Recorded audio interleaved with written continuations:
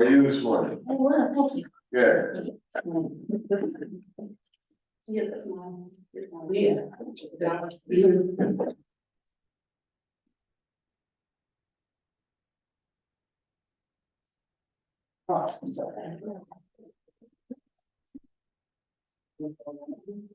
Yes.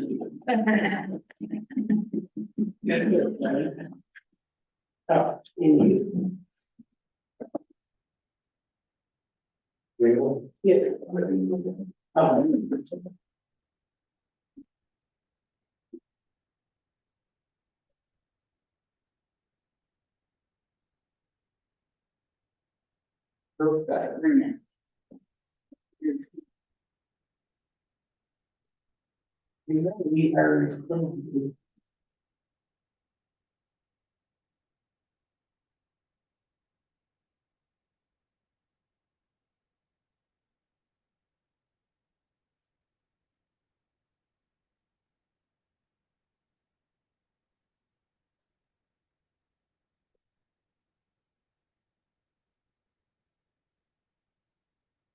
Good morning, everyone. It is 7:33 by my clock.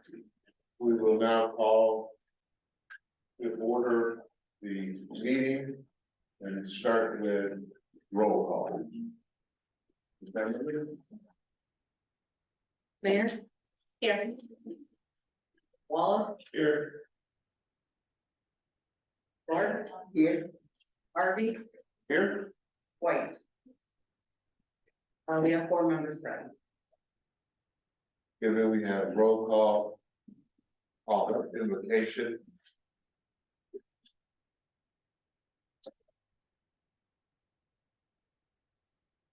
Morning. Morning. Let us have a word of prayer. Heavenly Father, we gather here today as representatives of our community, seeking your guidance and blessings upon this city meeting. We acknowledge and honor the diversity and unity that our city embodies as we come together to discuss the important matters that impact the lives of our fellow citizens. We ask your wisdom and clarity to guide our decisions and actions. Help us to listen attentively, to speak with respect and understanding, and work cooperatively for the betterment of our city. We are grateful for the opportunity to serve our community and recognize the responsibility entrusted to us. May your divine presence inspire us to be thoughtful, compassionate, and just in our deliberations. We also ask for your protection and blessings upon our city, its residents, and all those who contribute to its well-being. May our actions today reflect our commitment to foster a safe, inclusive, and prosperous environment for all. We ask this in the matchless name of Jesus Christ, and if you're in agreement, just say amen. Thank you. I will now call for a pledge of the allegiance. We will please stand and address our nation's flag. Pledge allegiance to the flag of the United States of America and to the republic for which it stands, one nation, under God, indivisible, with liberty and justice for all. Two housekeeping pieces. I would ask that you silence your telephones. Secondly, to our board members, I have been prompted to,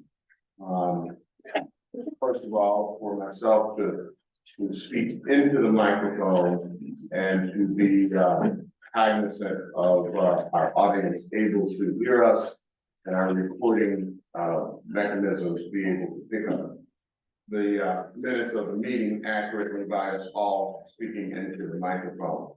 With that being said, the agenda calls for the approval of the agenda.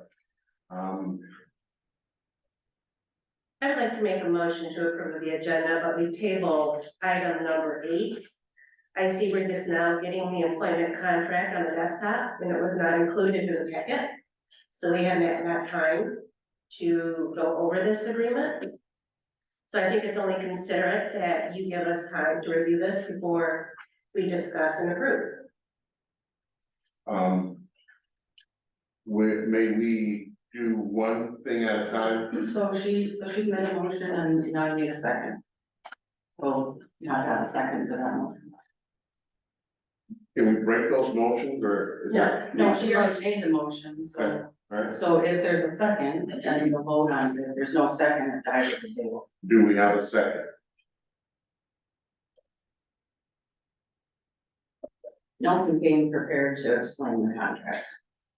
I understand that, but we did not have time to review it. It's only considerate to give us ample time to review information. It should have been a part of the packet. And it wasn't. But yeah, we're still just waiting for a second.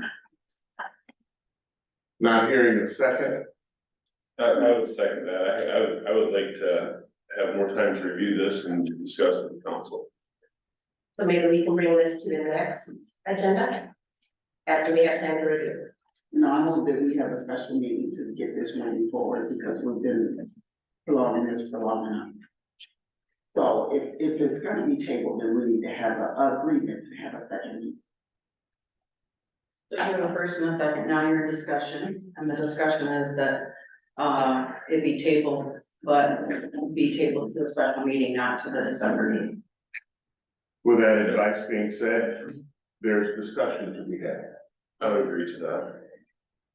So then you might wanna just set the date right now for the special meeting. So, Ms. Clark, given your, advice, would you have a suggestion in terms of a time? I think we should have it within the next week. Next week? Those, Can we pull our calendars right now? those dates that you suggest? Or the date you suggest? So next week would be the week of the 6th through the 10th. So whatever day is fitting, I'm available in the morning. Yeah, I'm available. For my personal calendar, I will be traveling on business on the 8th and the 9th. Might it be a good idea to maybe send out a doodle poll so that we can see if Trevor might be available as well? I'll check with Trevor if we can get the 4 of us on here since that's, Yeah. Well, you've got 4 of the 5, 4 of the 5 of us in the room. That leaves one doodle poll. I would not want to delay this further with that. We've got one member who is not in attendance. So my drive would be, if we're gonna delay this, is to pick a specific date now. So Ben, does the 7th work for you? The 7th. The 7th can work for me, yes. so that's election day. Is that a busy day here? I don't know. The 7th, Being in City Hall or? We don't have an election this year. So the 7th? Unless tomorrow morning works. Unless tomorrow morning works better. So the 7th? The 7th, what time? 7:30. 7:30. Mr. Chairperson, Yeah, it's not critical that you certainly can have a meeting without me, but I can't be here at 7:30. okay. Don't matter. And if I may ask as well, and Virgie, I don't recall, I'm thinking that this employment agreement has been in past board packets. Yeah, there's really no significant changes to the packet except taking out the line item for the 15,000 in expenses and adjusting the time of the agreement, And changing the date at the top of there. right? So. The only change was removing that and extending the time back to August 10th. So we continue in discussion, given those two facts, that the only only changes in the agreement has been the removal of the $15,000 budget item for expenses. Does that indicate that there's nothing to change or to look at? No, I would still like to review it. I personally don't. You haven't reviewed the other ones? I did, but I can't say for certain this is exactly the same. We just heard council tell us that. Right. We just heard council say the only thing that's been done is removal of the $15,000 allocation of budget for the expenses and the change of the date. I would still, again, I would like to personally be able to review it before we are asked to decide on it. You have a motion on the floor, I don't think we can vote yet, There has not been, so you have a motion on the floor with a second, you had discussion, and the discussion included an explanation.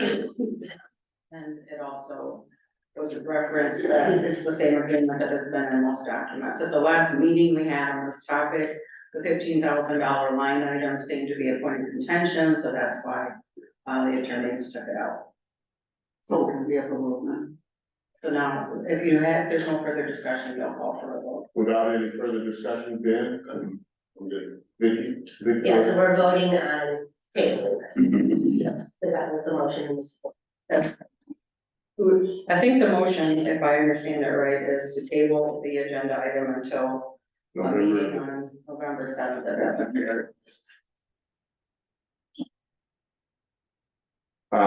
With that said, then it is necessary to call for a vote. I will mind all of our board members that this has been an item on the table for some time. Our board made the decision to bring Virgie back. No, the board did not make that decision. You weren't present. Vote. No, to enter into the agreement. I'm sorry, I apologize. That's a whole nother discussion. I know. Okay, so let's not go into discussions, that's valid to what we're talking. So again, allow me to finish what I was saying. The board made a decision to bring Virgie back some time ago. The question was for the board to be allowed to review the salary. That is the question. And I want that to be clear so everyone understands that. It is the question of the salary. Out of courtesy, this board said, we will bring Virgie back, but allow us to look at the salary. So that is the point. My comments lie around, we are responsible to the community, I say to our board. And we need to move further and faster, getting the people's business done. Continued delays and sidetracking this does not do us any good in the eyes of the folks looking at us, trying to bring things to Albion. So I would mind you all of that. So we're charged with moving forward. This doesn't help us. With that being said, I'll call for the vote. Those in favor, say aye. We'll have a roll call. Clark? Yeah, no. No. No, and so you're saying no to approving the agenda with that addition made? Yeah. Okay. Harvey? Virgie, I'm sorry. I think the motion was to approve the agenda with the, including tabling item number 8 until a meeting on November 7th at 7:30. That's the first one. Okay, but the only thing I heard the mayor say was, would move to amend the agenda, which is subtly different than a. But I mean, I've been just thinking what she had in mind. So I had made the motion to approve of the agenda with the alteration of moving item number 8, Tabling 8. tabling 8 until we can go to a special meeting. I'm So sorry, that's I screwed that up. the motion that was Okay. Clark, No. Harvey, No. Wallace, Yes. Mayor. Yes. It was a, tie, which means it does not pass. So do we have, not voting, I mean, do you have another? So with that being said, I would ask for, another motion to be made. Ms. Clark, you have another motion to make? You just need a motion. We can go through this. Saying those, Ben? Make a motion to approve the agenda. A second. Okay, it's been moved and second that the agenda be approved as is. That requires a vote. May I, ask for a roll call vote to be taken? All those in favor? Aye. Then. Aye. That, with that being said, then the agenda is approved as it currently stands. We'll go now to public comments. So with that being said, to our Zoom audience, please prepare yourself for any questions or comments that you may have. To our audience here in the chamber, please feel free to step to the mic. I would ask that you pull your comments to 3 minutes, and we would welcome hearing from the public at this time.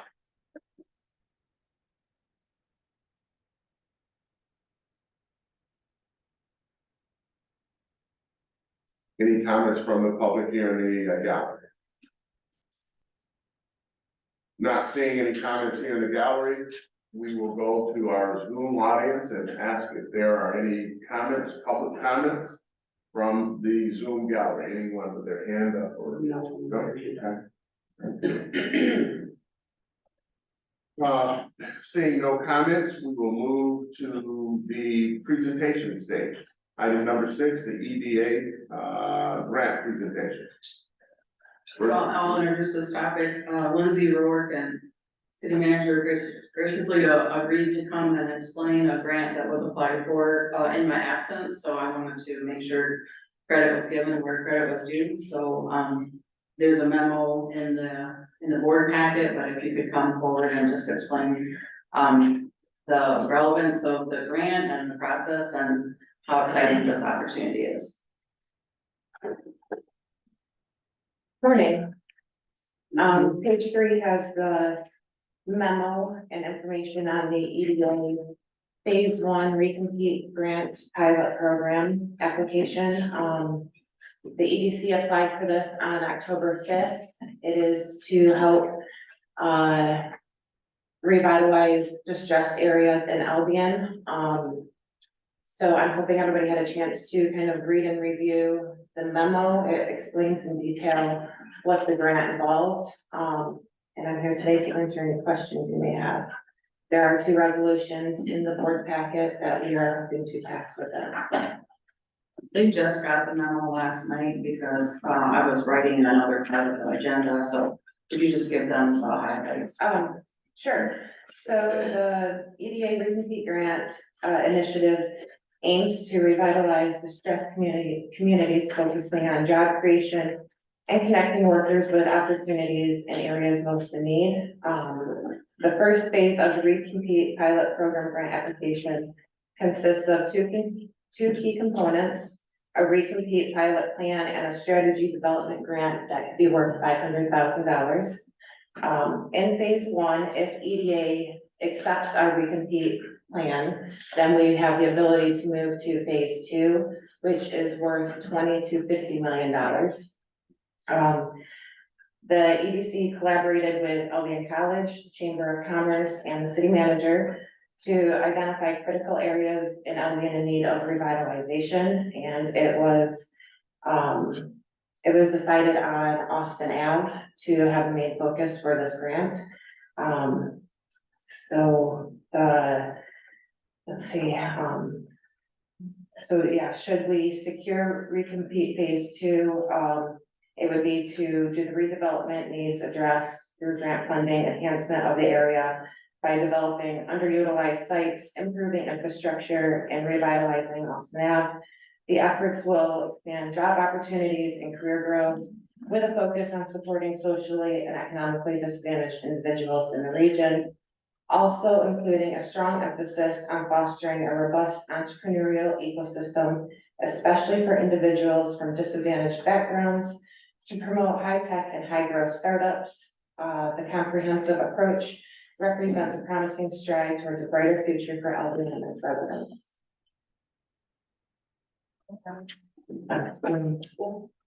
Morning, everyone. So I was asked to present, but I just want to share, Lindsay, what did the work behind this grant. She reached out to me as well as other key stakeholders in our community to share that she was looking into applying for this opportunity and just wanted to get my feedback on the proposed location. I did voice my support for Austin Ave as well as the Eaton Avenue corridor as well. That's a priority of the city council to improve those areas to bring more businesses. And I know the EDC has already begun working with a business owner along Austin Avenue, Miss Tracy Tolbert. So this will allow us to expand on those efforts and then hopefully assist other business owners into, within those areas. But I just want to say I did not do any work on the grant application. I just simply voiced my support for the proposed location that, for this grant opportunity. Go ahead. So, this is a good opportunity. Thank you for all your work, but I do want to ask, I don't remember most grants and anything else that has been brought before us and presented, or even, the application of it starting, that usually gets brought before the board and is discussed. So I'm kind of curious how this all happened without us having knowledge, and then now we're, at a point to, I'm glad we had it, but there is, protocol and how things are done, so I'm wondering how this is done. Well, I was just more or less trying to move Albion forward with everything going on, so I know this was a main focus Georgie and I had discussed prior to her being released from the president role, so while I was in the office trying to help better Albion, I decided to work on this grant and try to keep bringing funding into Albion. So you didn't reach out to any of the board members to let us know, or? I did not know, and I mean, I guess that's my fault. I did reach out to you guys numerous times the past 2 months and had never heard any responses on other items, so I decided to contact Albion College and the city manager and try to submit this grant. If we didn't get it submitted in time, then we wouldn't even be, thought of for phase 2. So I would say to you, in the future, anything else that you are doing or decide to do, if there's a board and that's, you're kind of working for that position. So you should, before you go forward and do anything, it's a great idea. I'm just talking, we need to stay on protocol in whatever we do. Okay, so it doesn't seem like we're just doing things, without board approval. Other board members have comments or concerns? I appreciate the initiatives, because again, this is gonna be bringing in millions of dollars to the community. So, the fact that she was in the office by herself, still trying to do the work. I mean, I commend her for that and pulling in the resources to make this a viable option. If she didn't take the initiative, it wouldn't have been able to happen. And we've already been bringing in millions of dollars.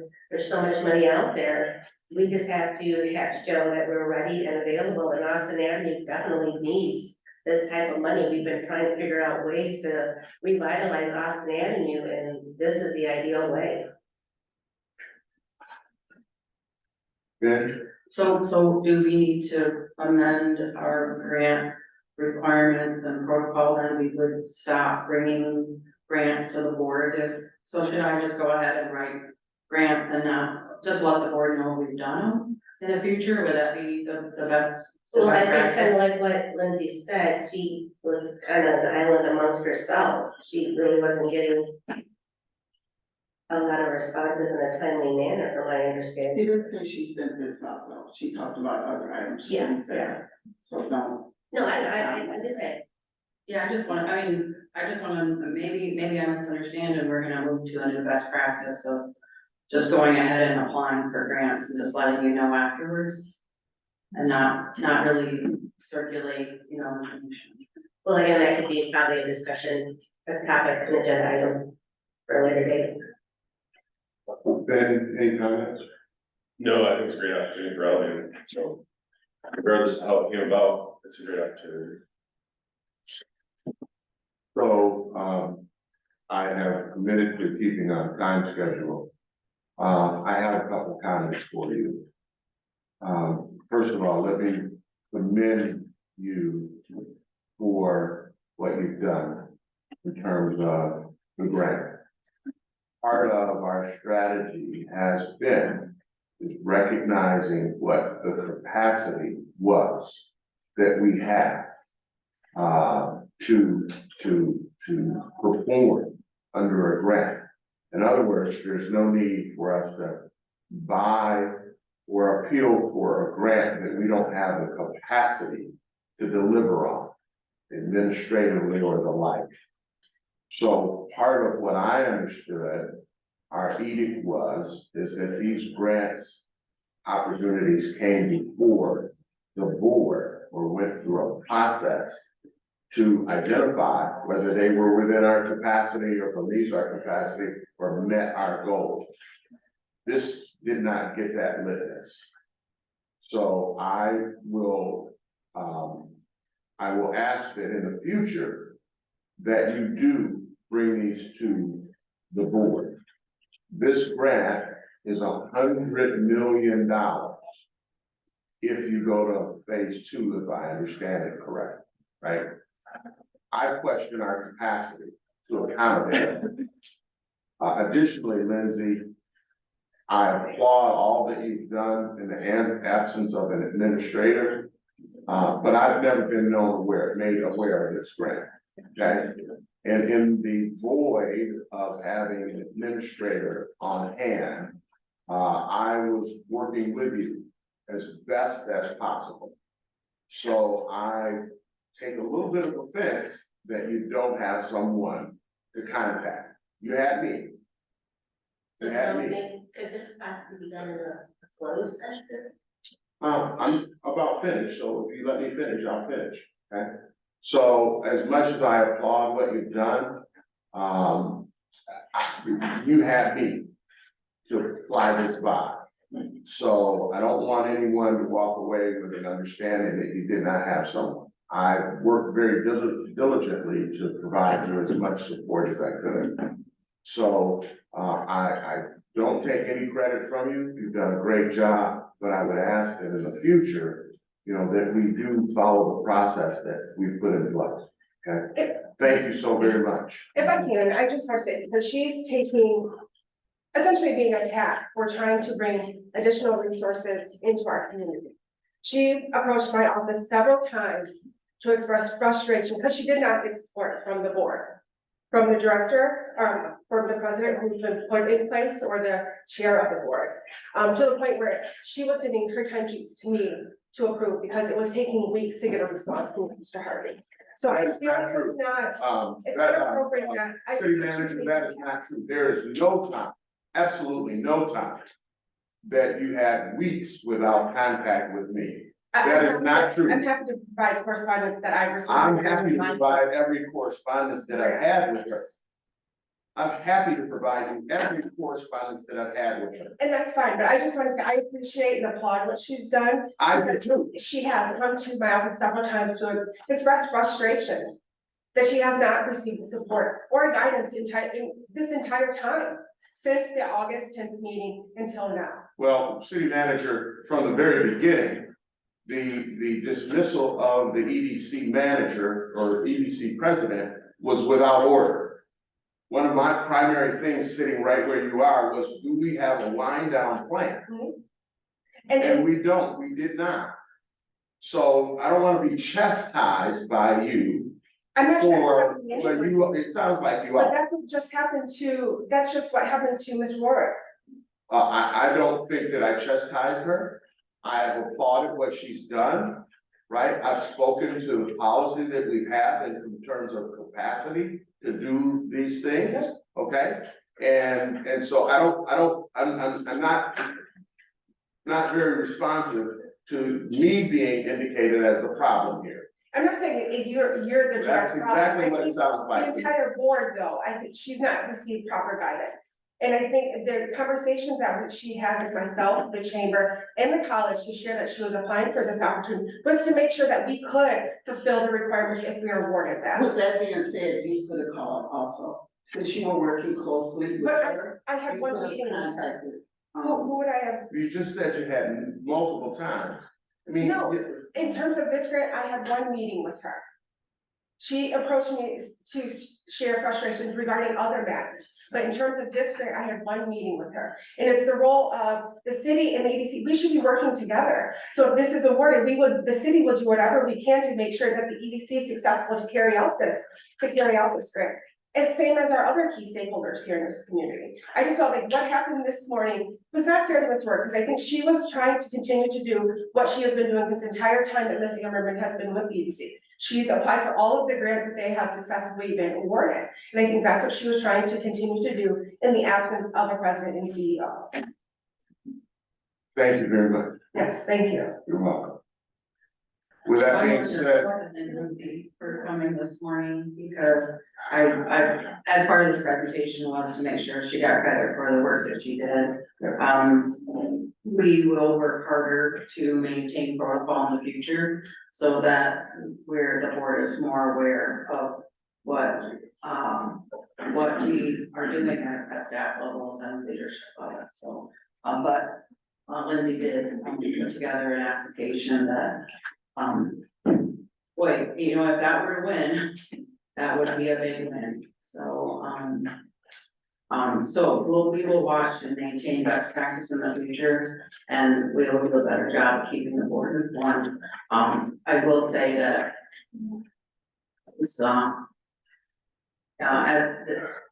this goes to show why we need a president and CEO in the city. it does.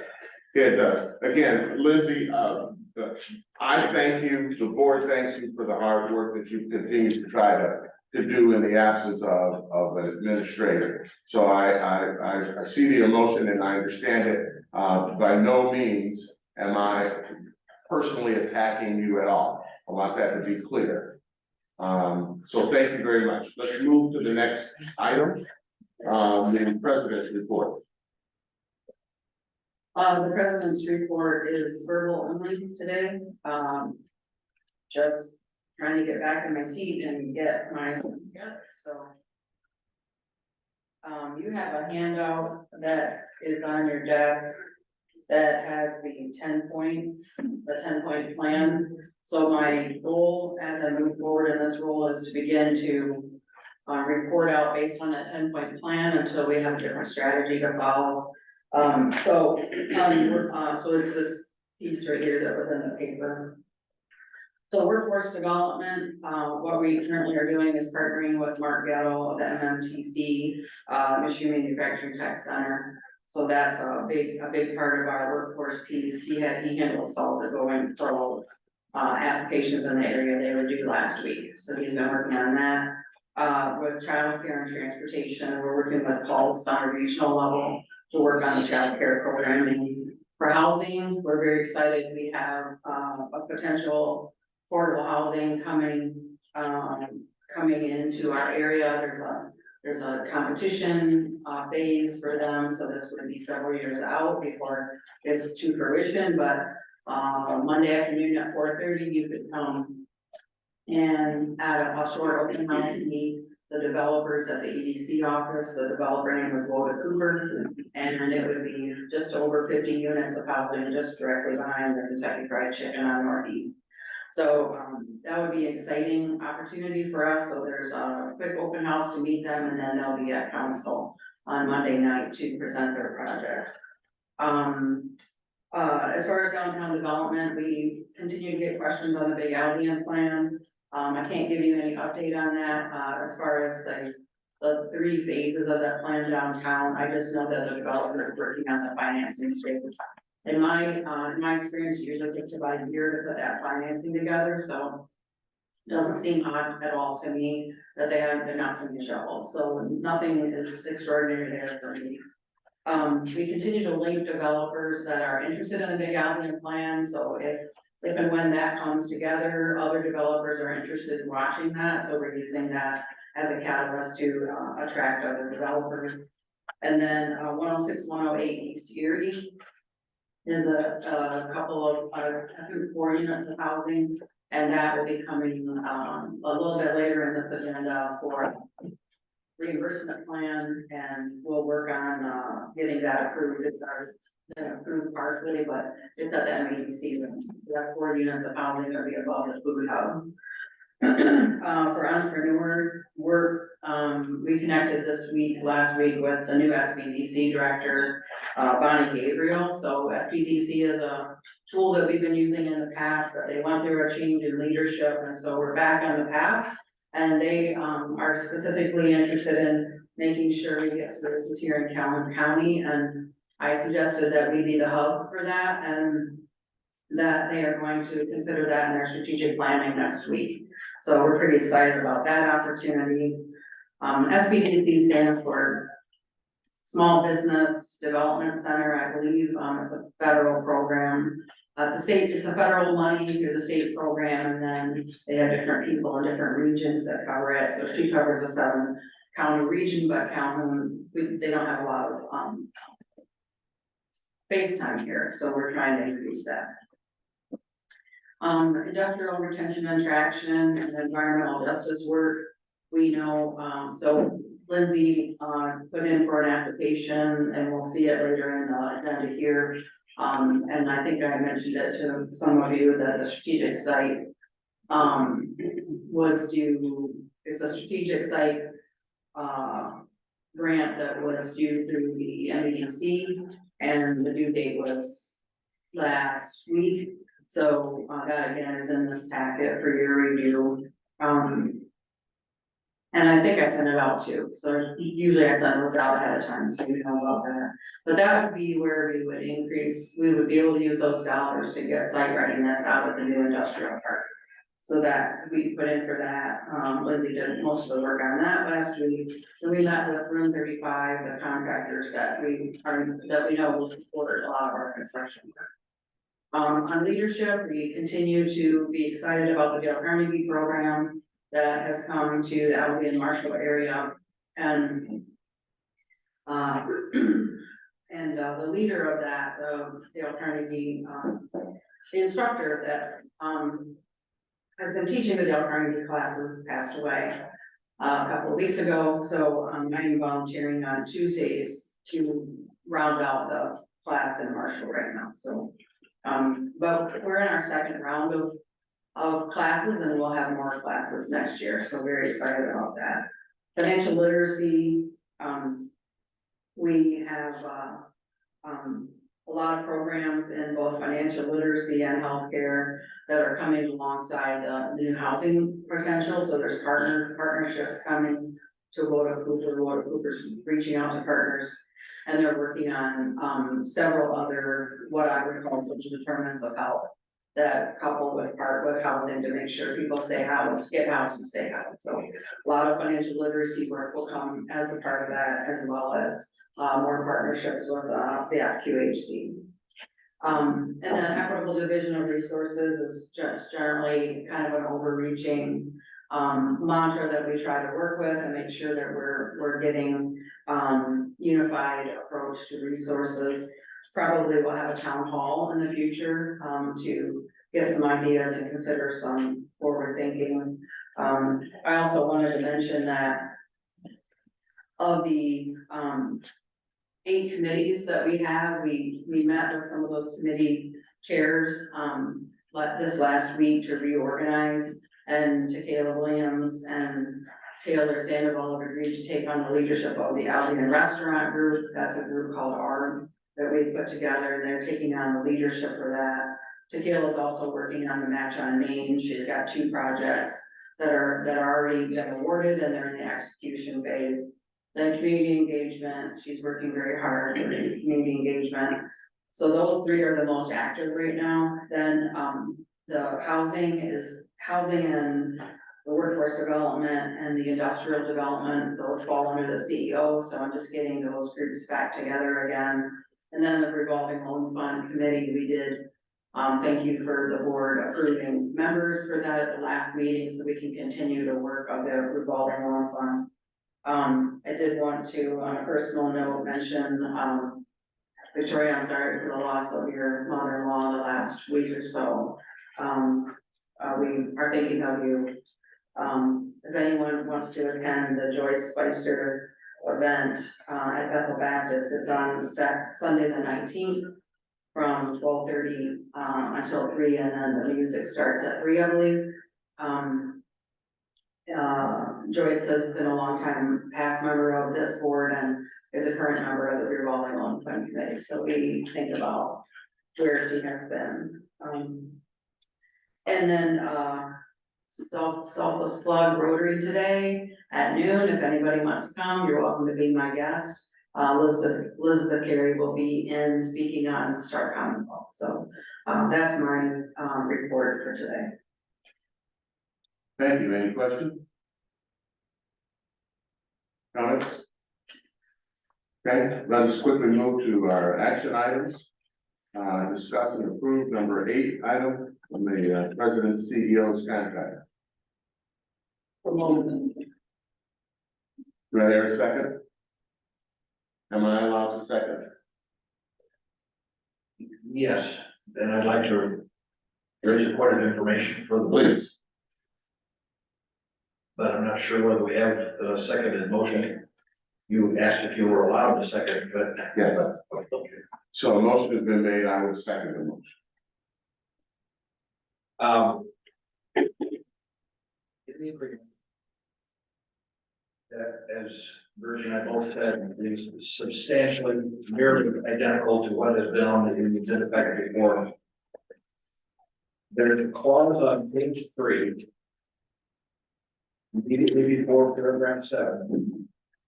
That's right, sorry, I'm running wrong there. Paragraph 4 on page 2, paragraph 4A. This language has been in this contract from the first time it was presented after August 10th. The last sentence has been there all along. I just wanted to point out to the board that Virgie took advantage of the similar language which was in her original agreement from a year ago. And appropriately took the separation pay that she did without. She's received that. I don't know whether the board wants to take that into account on what I assume everybody hopes would not be a likely event that she is terminated within 90 days. This would say that if she is terminated within 90 days, and that can be without cause under this paragraph. She's receiving amount equal to 6 months of salary and 6 months of COBRA premium. It's not wrong to have that. Certainly not illegal. I'm just pointing out that to the extent it happens in 90 days, there would have been some of that separation pay from before that would, so to speak, overlap. Again, not wrong, not illegal. I'm just pointing it out.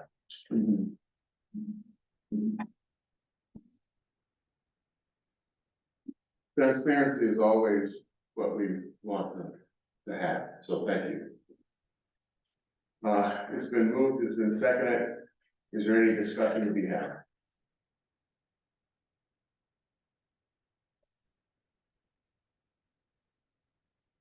Will there be no discussion? I'll call for a vote. This should be a roll call Roll call vote. Where did I leave off last time? Harvey? I tried to start something. Yeah. Harvey? vote. I vote yes to approve the agreement. Wallace?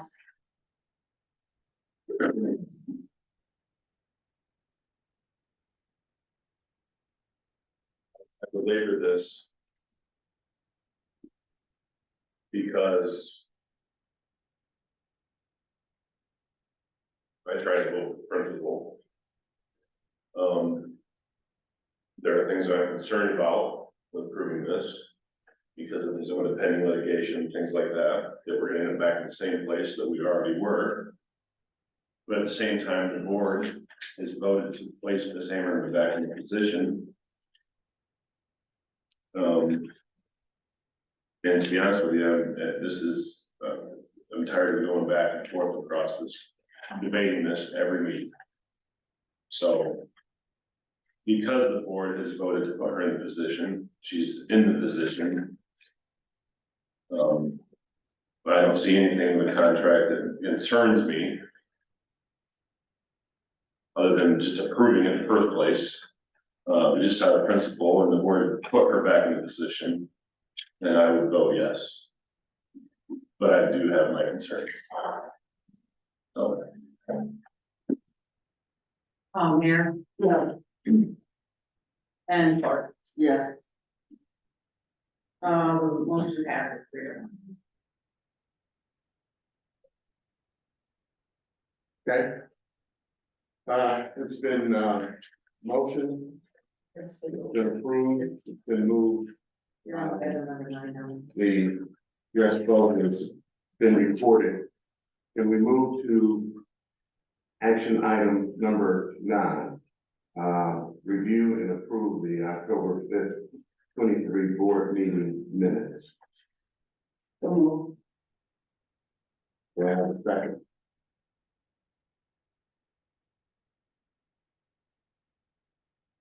I'll second this. It's been moved, it's been second, may I ask for approval on the review and approval of the October 5 board meeting minutes? All those in favor?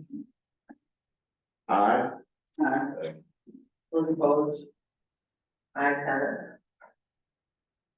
Let's move to the approval of the treasurer's report for September 2023.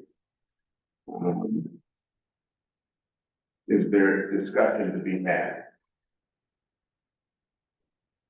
I'll report out if you'd like me to, Treasurer. Yeah. So you have in your packet on page 9, 10, 11, and 12, the balance sheets of the organization. The 3 funds, the 4 funds that we manage. Economic development, TIFA, revolving loan fund.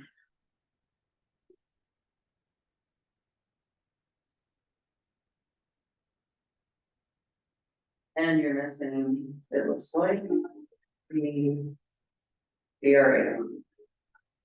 So you, then on the, and there's nothing I see on those 3 balance sheets that raise any concerns. You also then on the next several pages have the income statement for the brownfield.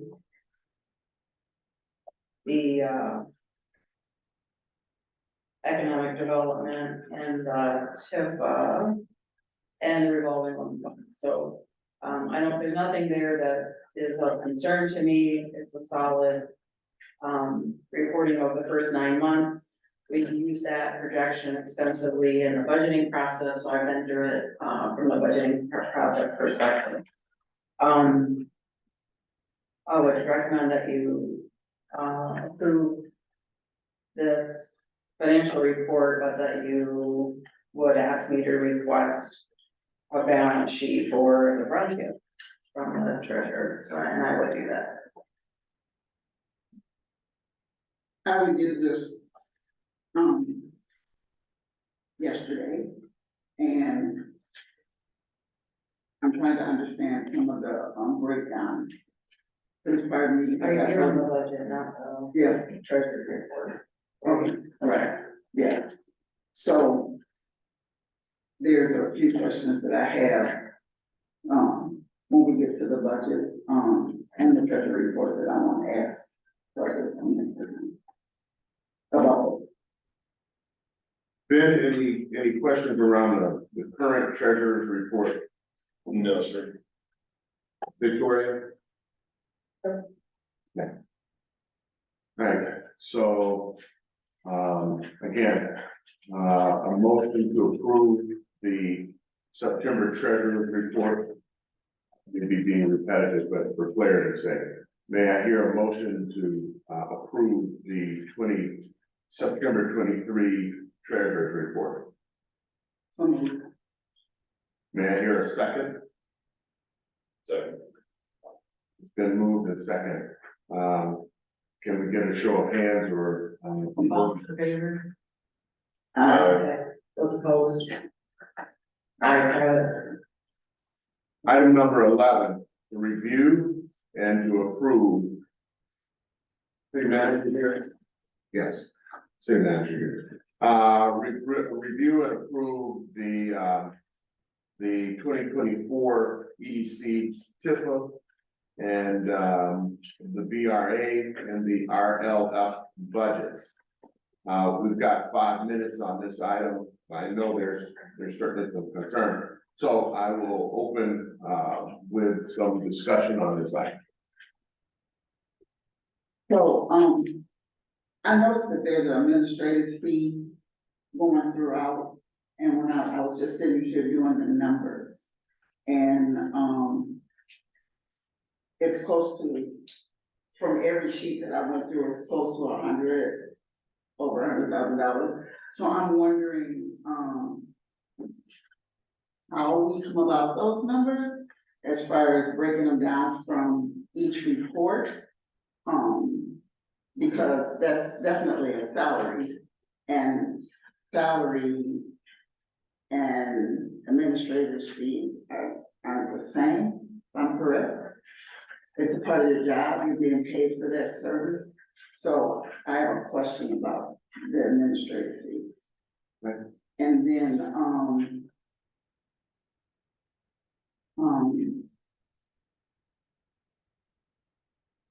and how, and what work it, I understand Dave's the one that does this, so is this a part of his budget or salary or whatever?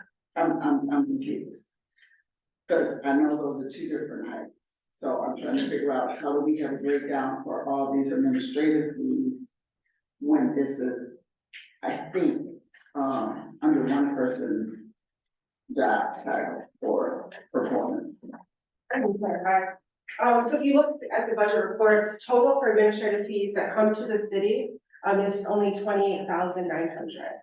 So if you look on starting on page.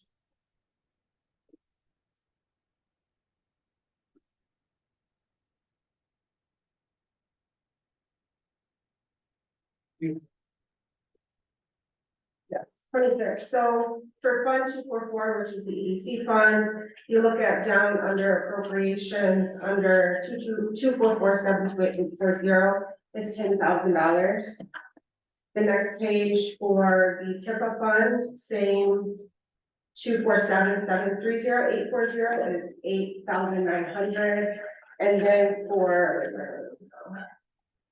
the brownfield is another 10,000, so it's only 28,900. Correct. And that comes to the city because we handle all not all administrative functions, but we handle the bookkeeping, so processing accounts payable, payroll, benefits administration, so it's broken down between several departments. Finance, HR, and all departments are charged an administrative service that goes back to the city's general fund for handling administrative functions for each. So how do you come up with that calculation though? This has been the formula that was used for a long time, and then it's just adjusted to inflation. It probably has not increased significantly in quite some time. But the finance director and managers prior to my time here came up with the formula to determine that amount. So, but that's my question. How do you have, what is the formula? How do you come up with these numbers? Because the reason why I'm asking is because I know this is within, the EDC and how you do it through there. But then when I went through the reports for your office, then there's other administrative fees all the way through. So I'm just kind of curious how you guys break that down. So it's every, like I said, every department's charged an administrative fee that goes back to the total general fund budget for the city. And that's for handling different administrative services for each department. It's just a portion, it's really just an estimate on to cover some of the costs for the different positions that handle those. So there's not really to. No, and when talking with our current finance director, he recommends that they actually increase. The more brownfields that come on, there's a lot more reporting and there's a lot more time and effort that goes in the finance office to maintain those duties or tasks. So it's not $100,000, it's $28.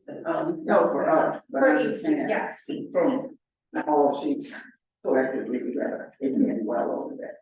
So I was reviewers. Oh, yes, yep. As well as this, that's what I was asking. Yeah, and so then, yeah, it goes towards the different salaries and wages for the different positions to handle the different functions, and then just to fund the general fund budget for the city.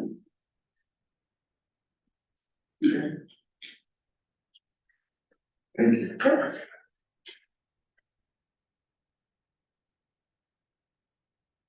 You're gonna go through the budget. We present it, or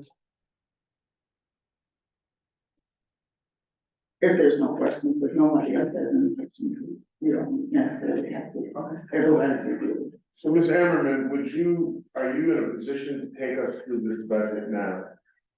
I can, Okay, yeah, if you're in a position to take us through this budget, I think it would be a good idea. I will ask you to consolidate it for time's sake, but I think the board is due a better understanding of the budget. sure, we can start. Page 16 and 17 are the standard, short memo that usually comes out of the EDC office and is directed to city council, city manager, so that this is the draft of the memo that would then go to city council. So the EDC board approves the EDC budget, the EDC budget covers 4 funds. And then once the EDC board has approved it, it goes to council for approval. So the 4 funds are the brownfield development, which is Fund 243. In the way I consider this fund, it's kind of an in and out fund. The money comes in from property taxes and TIFA that are directed toward brownfield agreements, and then the money goes out to developers or to other stakeholders in a brownfield project, typically the state revolving loan fund and the local revolving loan fund and the developer.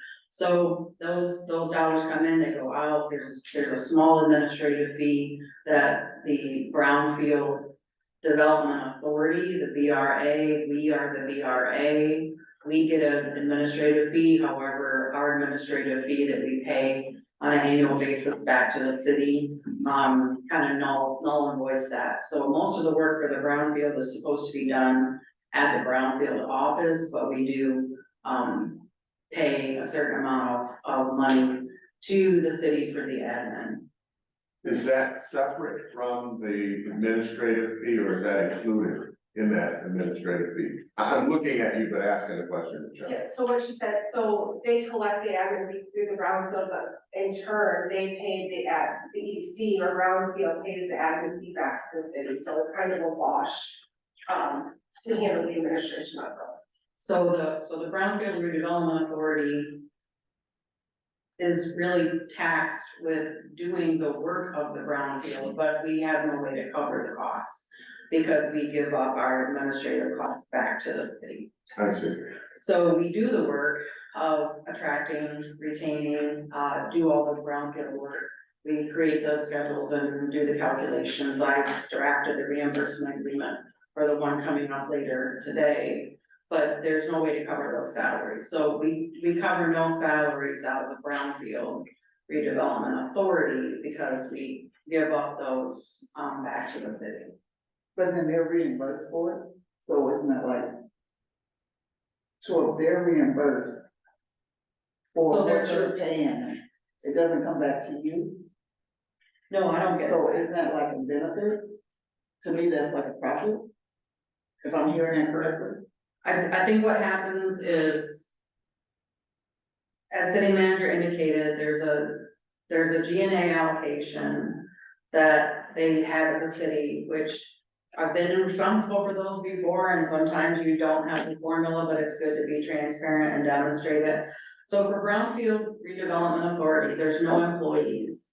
So that particular fund shouldn't really be charged for, payroll services, but maybe it's charged for AP. I don't know how they do it. I mean, every finance department does it differently. Number of checks, number of employees, there's always a driver. I don't know what the deal is, but that's okay. I don't have to know. I just know that our brownfield redevelopment work that we do not, increase our fund balance for that work, because whatever comes in goes back out. It's just a pass through, but I do the work, or an analyst does the work, and we get covered under Fund 244. So then Fund 244 is our big fund that we know does not have any property taxes in it, so that's where we do our economic development work, which is different than the brownfield work, which is property tax work, and the TIFA, which is property tax work. So the EDC, economic development in the EDC fund, is where most of our salaries are and where all the growth will be. So as we go out and get new grants, as we try to get more funding, that will all flow through 244, and that's how we will have growth. So when we get to that budget, you'll see that's the growth fund.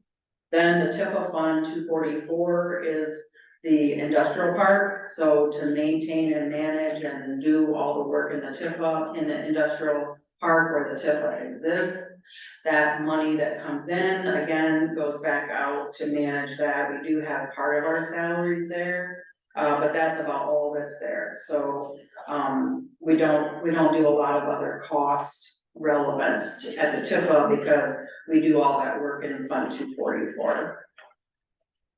And the final fund that we manage is the revolving loan fund, which is where we create opportunities for developers and other small business people to borrow money for a short amount of time to get started on projects. So, for example, in the revolving loan fund right now, we have 2 active loans. We just created the 3rd loan for the Dale Carnegie payments about a month ago. And then we have others that we will be doing in the near future. So we have about $300,000 or $400,000 sitting there that we can have out in the community.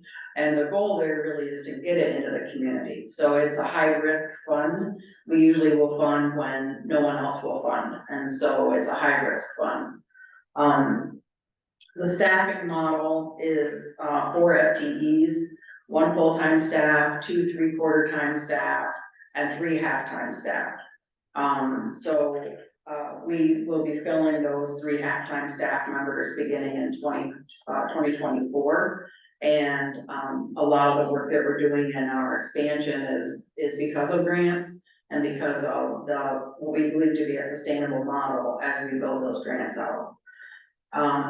So the details of the roles, if you're interested in reviewing them, are on page 18, 19, 20, 21, 22, and 23, and 24. So if you're interested in looking at the roles that are being developed, this was something you asked me to do about a year ago when I got here, was figure out the staffing model that was going to be needed to grow Albion, so that's the growth model. Then, page 25 is something that I've done where I've been before, and it collapses all of the payroll costs together. Because it's in different funds, sometimes, it's really hard to pick it out, so page 25 says, this is how you, uncollapse the payroll, so you can see all the labor costs on one page. And then when you get to the details that, I think what Ms. Clark is saying, that beginning on page 26, it's the format that comes from the city, so we send over our best information and recommendations to the city, and then they also assess their side of the recommendations, and the items come back that way. So on page 26, 27, 28, 29, and 30. I highlighted those items that we know are yet to be, addressed. And that is because on page 26, on the Brownfield Redevelopment Authority, we have some meetings coming up where we will identify those revenue streams based on the agreements that we have in place. And what the expenditures will be from those. So page 26 is still a work in process. Page 27 is the administrator fees are highlighted, the treasurer asked me to highlight those. Page 28, there's not anything there that would need additional discussion. Page 29, again, the administrator fees, and then page 30. So we, on the TIFA and on the brownfield especially, we know we're not quite there with our budget yet because we have some numbers that were put in kind of when I was gone, and so we're still trying to backtrack what those real revenue numbers are based on the 2 brownfields that are active. We have 1 brownfield in the Marriott, the developer's been fully paid. The remaining dollars from that, the next 5 years, those funds will go into the revolving loan fund, not into the VRA fund. So we have to do some more work to manage the process around how to get that budgeted correctly. And then the Brick Street lofts, a couple of years ago, there was a mistake made, and we're still trying to get that straightened out at the assessor's level, and it is now straightened out. They have the correct tax bills. Now they can pay the correct tax bills, then we can refund to them through the brownfield agreement. So there's still some math to do on all that, and so it's the best I have right now. It certainly isn't accurate. Considering the VRA and the TIFA are kind of in and out funds, whatever goes up is gonna, it'll all go on the same. The net change is gonna be 0, but the numbers are not accurate yet. So, the fund that we really manage our cost to is that fund 244. So that's really our program dollars, and there's no property taxes in there. That's why we can safely kind of understand where the revenue is. We have 2 grants of $1 million in federal grant and $1 million in state grants that I put in the budget this year. We hope to get some of that. We've already got the mission money, that's the state grant, so we know that number is pretty solid. And then the federal grant, it may be the grant that was put in for earlier, maybe start with other grants. Without all of those grant dollars, the growth in personnel would not be possible. So I included in the memo, you'll notice that, we may, on page 17, you'll notice on the staffing line item, we may need to dip into fund balance from 2023 because we have a huge, increase in fund balance because of the sale of properties. So, as Amy and I discussed this when I first arrived, although you sell that property, obviously in 1 year, you may need to use those funds over several years. So we'll have the budget, the projection clearly shows a big overage in that fund this year. We may need to use some of that next year. So then we would amend the budget toward the end of the year in 2024 to accommodate. But the goal would be to grow because we're not a 1-person shop, we're not a 2-person shop. If we want to do all the deals that we're trying to do, we've got to have analysts and we've got to have some administrative support. We've got to have people to do the work. So that's the budget. So with that being said, what I think I've heard is there's still more work to be done, that this should not be put forward for an approval today. If you approve it, it would be with the understanding that it would change. So I probably wouldn't approve it. So, the city manager, I have been privy to the email streams around timing. And you want to just quickly address that. I have had discussion with Virgie that the aim has to be is trying to work to cooperate and work with the timeline you've got. Maybe you would just spell that out for us really quick. I would suggest to my board that they not approve this today, but work diligently to meet the timelines that you're trying to so diligently work at, yeah. Yeah, so I believe I emailed yourself, at the beginning of October, end of September, after beginning of October, to offer to have our finance director, complete the budget, since there was not a interim in place at the time. Since then, Ms. Ammerman came back, the schedule is the formal public hearing for the proposed budget will be held on, at the November 20th city council meeting. So that is when all of the, funds will be presented to the council and allow the community to come in and provide their public comment. After that public comment portion, we cannot make any changes to the budget, and then they will approve or adopt the budget for next year at their first December meeting, which I believe is December 6th. So we would need to, if it is not approved at today's meeting, you will need to call a special meeting to get EDC, to approve your budget before it goes to council for that public hearing. And that's on November 20th. 20, right? Yes. Okay, so, Ms. Ammerman, if I understand, you're in the process of working, with those appropriate departments within the city, right, to achieve the goal, right? We've had this bump in the road, right? We had no administrator. Thank you so very much for offering the city's, finance guy to do the budget. We appreciate that so much. Mhm. Thank you, thank you, thank you. Mhm. So we've got Ms. Ammerman in the role. Fortunately, she's got budgeting background. So what I have asked is that we work diligently to work with the city in its timeline, right?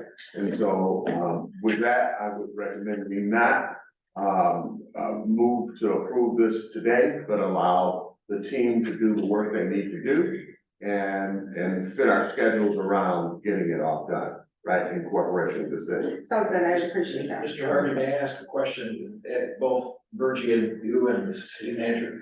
If the board were to decide today to adopt this, recognizing it probably needs to be changed, and if that change can't get done before November 20 and or the December meeting, is it impossible to amend the budget afterwards? Which No. is not a good idea. No, I mean, you should always be making amendments to your budget. That's not rare to occur.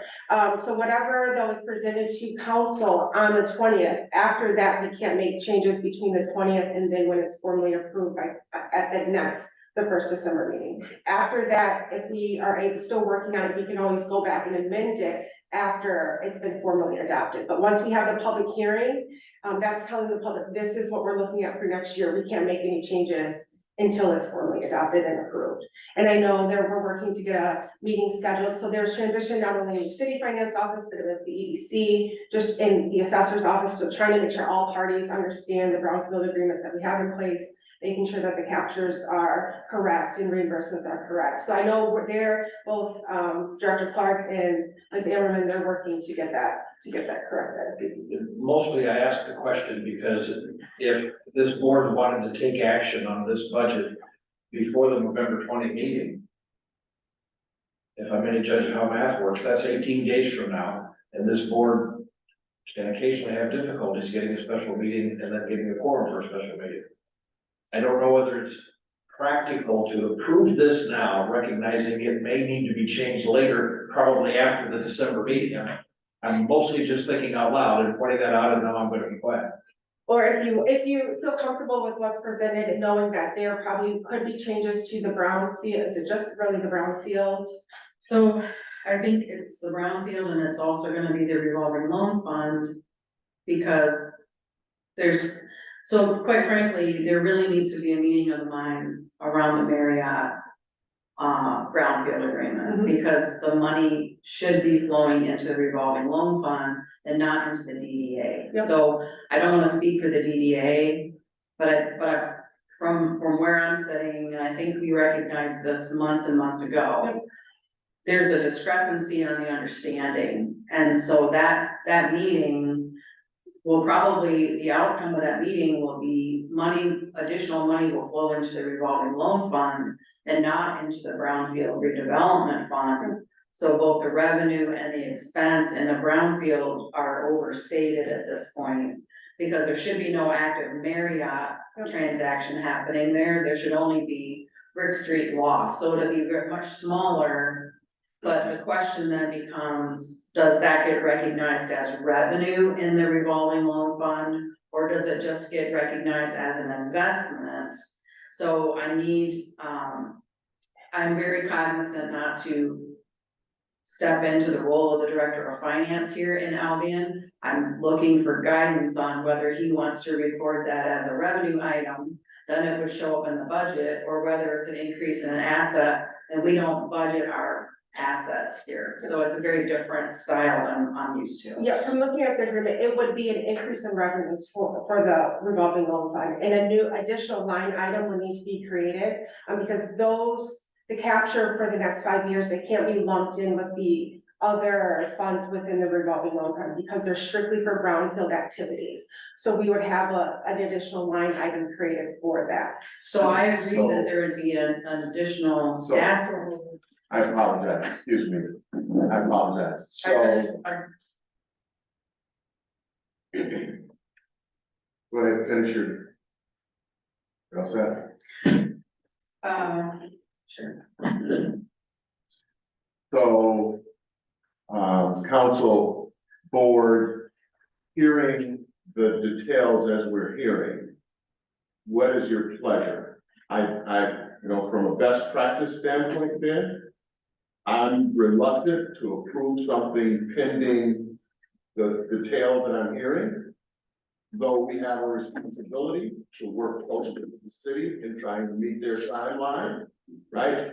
And so I now put it in front of the board, right? You hear the level of detail. The timeline is the timeline. I don't want to approve something. We're asking to approve something that still has some level of detail that is not finished. Ms. Ammerman, based on what the city manager, shared with revenues piece, what would you recommend at that point?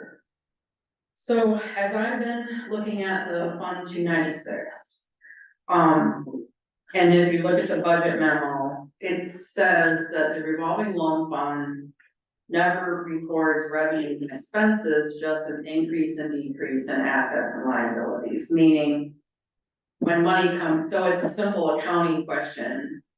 Where does the debit go? Right. Right, so you're gonna have money coming into the fund, debit cash, and then what's the credit? So does the credit go into revenue, which folds into fund balance later? Or does it go into, directly into fund balance because we don't record revenue there? So that's the type of discussion that I'd like to have. And we're talking about $818,000 over a 5-year period of time. And I think it's one of, I think if we're all gonna work together, there might be some frustration at the DDA level, because I think there was some thought that this money was gonna flow to them for work downtown. And I think we need to solve the frustration and be on the same page, because if that money was budgeted into the DDA funds, which I've not read the DDA budget, that would affect the DDA budget too. So I think I would like to have it be correct, because I'm reluctant to have you approve something and then we're held to that when we know it's not accurate. In the future, I'd like to bring JP Buckingham in, because it might be good to have someone outside of my role give some instruction to all of us together, the assessor, the director of finance, myself, and understand how these agreements work, because I think by me being the voice of this has caused friction. And I need to bring an outside person in who's able to explain it and not be the person who is saying, no, that's my $800,000. Like, it's frustrating, right? So I've been trying to make that point for some time now, and I could be wrong, but I don't think I am. So I think because it affects other funds in the city, I'd really like to see that Marriott meeting happen sooner than later. We're trying to work around schedules. The assessor's only in town on Wednesdays, so I threw out a couple of Wednesdays, and I know Ms. Clark would like to be there, and I assume somebody from the DDA wants to be there, so it's kind of a complex meeting. You'd almost be better to budget zeros. If you wanted to adopt anything, I'd adopt zero until you have the right number, but to adopt any number doesn't make a lot of sense to me. Do you agree with that, Cindy? Okay. And I don't believe, because the DDA, they approved their budget, I don't believe it was built into capture that for next year, so I don't believe it'll affect their budget. Right, and I haven't had any feedback on that, I've been asking, but I've just not been. But we can, yeah, she can put it to zero, and then once we get, if we're not able to coordinate the meeting between the internal staff and then this board to get it approved before the public hearing, it would make sense to put it as zero. When we get those numbers figured out, we can always go back, once the budget has been formally adopted, and amend it to reflect the correct capture, in whichever fund it needs to go into. And then I think Ms. Clark had questions on the administrative fees that are the 28,000 across. I mean, I think if it doesn't happen this year, it has to happen at some point, because the more brownfield agreements we have, the more work in my office. And we can't keep delegating that expense out. We don't use the HR department, we only have payroll and benefits. So I would really like to see some thought given to how I think we talked before my termination about a potential contract between the EDC and the city outlining what we are buying from you, so that we all know, because we've hired an HR firm because we don't have HR support. We have our own attorney, so we shouldn't be outside, so like, I know how these SG&A allocations work, I totally get it. But I do think because we're a step away from the city, we need a contract, a service contract that says this is what we're being charged as administrative fee. Yep. And we don't have time, because there's no time for that between now and the budget, but that was something that we were discussing, and I think we need to revisit that. Yeah, and we can definitely do that, but in terms of the HR role, they enroll you into, like, we administer your benefits and things like that. So that our HR office does handle that for the EDC as well as all So other I city understand, departments. I get they do benefit administration, but they're not our HR department, so. Correct, but they do come up, but I think an agreement to outline the exact details might be. So it's not, so I really hope we do that in the future. So board member Clark, again, I say, given the level of what I think is good constructive conversation, right? Needs to be had from my fiduciary responsibilities and my experience. I am reluctant to ask the board to approve something unless the board, understanding and hearing what they're hearing, is willing and wanting to do that. I am willing to say, let's put the work in, right, quickly and adequately, because we're partners with the city. We want you to meet your timing. But I'm reluctant to hammer it out in our EDC board meeting, right? And so I put that before you, Vicky Clark, Vicky Snyder, Ben, I put that before you, what is your pleasure? And again, the question is approving this with a condition or holding off until they're ready. I would say we do hold off. Yeah. I agree. Right, so I'll ask for a motion in that manner, Ben. Motion to hold off. Thank you. Further conversation we had. Thank you, city manager. Second. Second, it's been moved and then second. May I ask for the vote?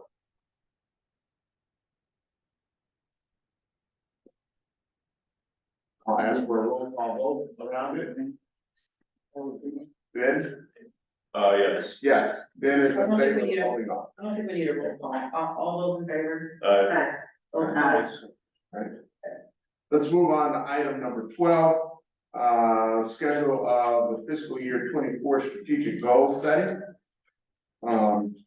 this is necessary and important for us.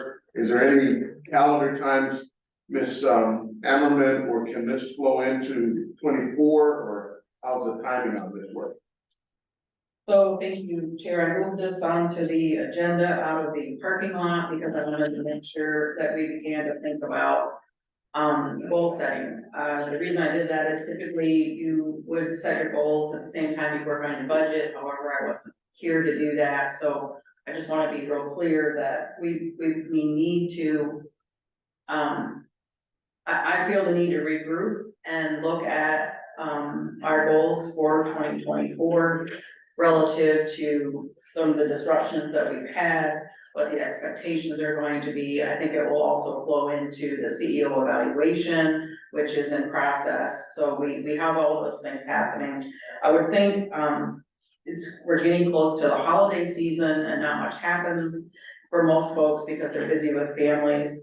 So the question is there any interest in trying to do any goal setting before Thanksgiving? Or do we want to wait until mid-January to pick this up and try to have some goals in mind during the first quarter of next year? And do you want to do it at a study session so that you're not doing it at a regular meeting? I would recommend a study session. My suggestion would be, and I simply having conversations, that we wait until January, ask for our calendars and plans to build around a study session, right? We're early in the year, would be my suggestion. I agree. Can I just get a straw poll timing? Do you want to do it on Saturday? Do you want to do it on a weekday? Do you want to do it in the morning? Do you want to do it in the evening? A weekday, Yes, Mayor, do you have better days? she said the same thing, she nodded yes to that. Yeah, I'm having a better start with mornings. Okay. So, Ms. Ammerman, maybe we ask you to poll the detail of that, by recognizing weekday morning, that we have a study session and schedule that out. Yes, thank you. All right, with that said, let's move on to item number 13. Review and approve the updated reimbursement agreement, the 106 and the 108. Jerome, I'm sorry, before you kind of get into that discussion, I do need to leave, it's 9 o'clock, and I have another meeting on campus, so that I need to be too. So I apologize for having to leave early. I just wanna make a couple of comments before I leave. Because I've been sitting here really upset about what happened to Lindsay this morning. That should not have happened. If you had issues with her, then you should have had that conversation with her in private, not in public. That was deplorable. I feel terrible for her. I agree, I second that. And like I said, if you wanted to do it at a meeting, it should have been a closed session where you handle personnel issues. So for both of you, I'm not done, please, I'm not done. Okay. We are in this position because you made a decision unilaterally. Without board governance. Why do we even have board governance? We have people in this community who have a large distrust about what's going on at city council and here at the EDC. Because of the actions that people are taking. Huge distrust. And I have to deal with that as the highest elected official in this community. I try my best to do this with dignity and respect to everybody. But I'm getting close to the end where I can't handle it because people keep taking actions that are against, as what Ms. Clark said, protocol and procedures. We are in this position because of what you did. You took an ordinance or resolution that was created to allow Ms. Ammerman in a time of office transition to get services. And that was how it was brought to this board to approve. Not to go into employment contracts. That was not the intent of that resolution. It is a sad situation where I have to deal with public distrust because of actions of others. And that's all I've got to say.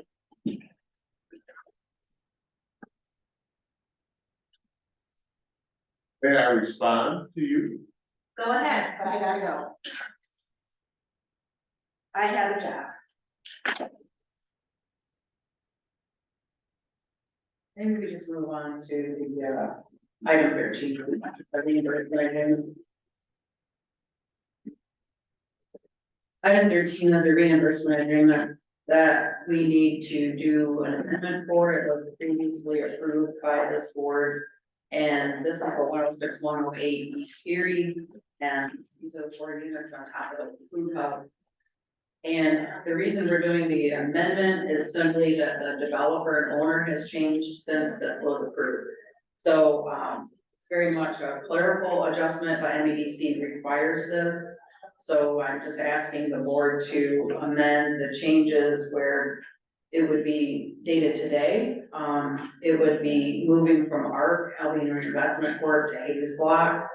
And then I noticed there was a typo, it didn't have 106 and 108, so I also made that adjustment. So the red line clearly indicates the changes and then the signature block. So, the brownfield agreement is still in place just as it is.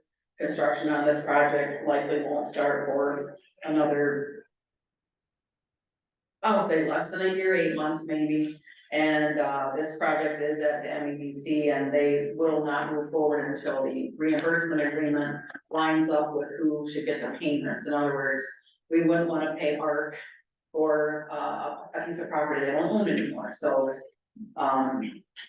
so we would just need a motion to approve this item, and I did check with City Hall yesterday, and this does not go to council. So the brownfield agreements, the interlocal agreements, and one other style agreement do go to council, but the reimbursements do not. So this is the only board that needs to see this. So we just need a motion for approval of amendments to the brownfield agreement. I would make a motion to approve the amendments to the brownfield agreement. As stated. Moved in second. May we have a verbal yea or nay? All those in favor? Aye. Those opposed? I'm sorry, I was, I didn't write, Ben, that was you. Yes. Sorry, right, yeah. The next item is to entertain a motion to request the mayor and city council fill open EDC seats. We have 6 open EDC seats. I did reach out to city clerk in the last day or two because the website on the city side was not updated with all the openings, and so now it does clearly indicate that there are 6 openings. And the goal here is to request that the mayor and city council take action on those seats so that we can fill out the roles and the seats that are empty. Mr. Chair, may I ask Virgie a question? Certainly. Sorry for the formality. Do you know whether there's been any applicants, so to speak, from the city to any of the positions? Yes, I'm aware of several that I know of, and I believe there are others. I say that because people contact me, how do I apply? And some have reported back that they have applied. So I believe there's a pool of applicants. It just would be great to get moving. It's getting close to the end of the year. Again, everything kind of stalls, through the holidays. So we just need to kind of move on. So we'd like to give that message to the city council. I also know that there have been people that in the community that has been asked to join, and some have declined because of what's been going on. So I know that there has been, that they had put applications, but they were asked to put applications. So I move that we, as the mayor stated before she left, that is a part of her job, and I move that this happen expeditiously. That this should be something that should be done. The seats have been open for quite some time, and council should be made aware of this to make sure that this part of the job is taken care of as soon as possible. Is there a suggestion on how we do that, council? You need a second. May I have a second? Second. I'll second that. I'll second that. Okay. Thank you. If the motion is approved, Mr. Chair, then can be communicated to the mayor, city manager, and clerk, That's it. and this is the board's, this board's request. Is that a letter or a proclamation or? I was just gonna type up a short memo. Okay, alright, okay, well, then that'll be fine. Alright, we owe it to the community to fill the board so that we can have a good representation of the community and to do the business of the city, so, I'm all in support of that. Let's go on. Ruth, We've got a vote to take. Yeah, all those in favor, all in favor, aye? opposed? Ayes have it. We have several resolutions to approve, page 53 and 54 apply to, are relevant to the two grants that Lindsay Rower brought us up to date on. So these are the resolutions. Really like to have these resolutions in the packets so that if someone comes back and says, did staff do anything that the board wasn't aware? We don't like that to have happen. So we like for the board to be aware and know of all applications and be in support of, so that we can also reach out and get partners. So this is a typical process we would normally do. So these grants, as you know, have already been made, but we do want to memorialize the board approval of these potential economic development grants. And so maybe we could take these as one. The third one is the strategic site grant. This was I think I had a memo, although I don't know if I see it in the packet now. I thought I put one in. I don't see it. So I had a memo on this particular grant. This was one that we wrote just last week. It was due on the 27th. This would have been a $60 million grant to the site readiness group at MEDC. We've been working closely with them. We have between 400 and 500 acres that we could accumulate and bring together to create the new industrial park. And the state, anything over 1,000 acres, they call a mega site, anything less than 1,000, they call a strategic site. So this would be funding for site readiness, which includes land accumulation, utilities, site readiness, environmental work, and all the things that we need to do to be able to create that industrial park. So I was on a regional call yesterday with regional EDC partner, and Southwest Michigan First put in for 2 of these on behalf of 2 other areas, but I think we may have been the only one in Calhoun County. So we have the largest strategic site that would be available to be a regional impact for economic development. So this was that grant that was put in Friday. So so you can entertain a motion to approve all 3 at one time, or you could take them separately, whatever works for you. Move that we approve all 3, so we can get this going and have more development happen in the city. You want to hear a second? One second. Been moved, it's been seconded. All those in favor? Aye. Those opposed? Ayes have it. Okay, do we have, well, let's do 16, a motion to excuse the absent member. That being, Victoria needed to leave early and Trevor, who You did, just have to excuse Trevor. did make us aware, on a day or so ago. I would make a motion to excuse the absent members. Thank you. Second? I'll second, Second, and, second. it'd be so moved, all those in favor say aye. Aye. Aye, public comment.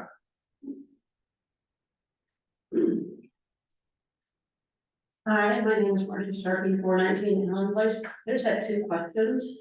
One, normally when we get an EDC agenda, we get a whole packet, which would include the budget. And the last one I could find in my email did not have all that in it. And I had a couple people ask me, well, why me, but anyway, if you could send that out after this meeting. And the other is a question, I'd like to see what requirements are to become an EDC member. I mean, what qualifications you should have, business background, you need banking, you need real estate, you know, that kind of thing. Yes, ma'am. I think a job description, what you're looking for would be helpful in your, quest to fill in your board members. Yes, ma'am. So, Yes, okay, ma'am. that's it. Thank you. Typically, we don't have response to the comments, so we're not readily able to respond to you. But certainly, we have heard your comments and we'll take them into consideration. Thank you. Anyone else in the gallery who has comments? Can we go to the Zoom audience? I don't have a handle. Okay, all right. I'll consider then that the public comment section is closed. With that being said, we stand for adjournment, Ben. Make a motion to adjourn. Second, right, and so moved, second. Thank you all very much for your time this morning. I hear you. I'm upset with you for that. Yeah, All right, that was not, okay.